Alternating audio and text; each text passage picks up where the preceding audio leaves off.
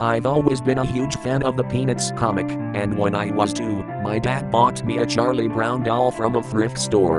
It quickly became my favorite toy, but strange things started happening around the time that I turned 14. At first, I thought I was just forgetful.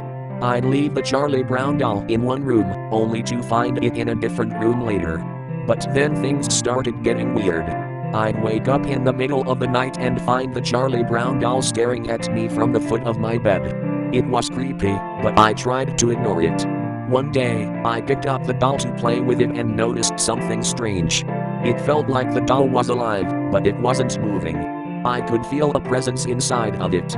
I put the doll down and went about my day, but when I came back to my room later, the doll had moved again. This time, it was sitting in a different spot than where I had left it. I started to get really freaked out. I tried to get rid of the doll, but no matter what I did, it kept coming back. I even threw it in the trash, but it was back in my room the next day. Things got worse when I started hearing strange noises in the middle of the night. Doors would open and close on their own, and I could feel a presence in the room with me.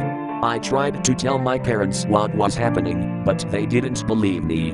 They thought I was just being silly. One night, I woke up to find the Charlie Brown doll sitting on my chest. I couldn't move or breathe, and I knew that something was terribly wrong. I tried to scream for help, but no sound would come out. It was like the doll was silencing me.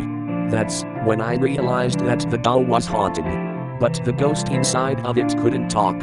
It communicated through its movements and its presence. I knew then that I had to get rid of the doll for good. I threw it in the trash again, but this time, I poured salt over it before I put it in the bin. I haven't seen the doll since, but I still feel like something is watching me sometimes. I don't know if the ghost is still out there, waiting to come back to me, but I know that I'll never forget the terror that the haunted Charlie Brown doll brought into my life.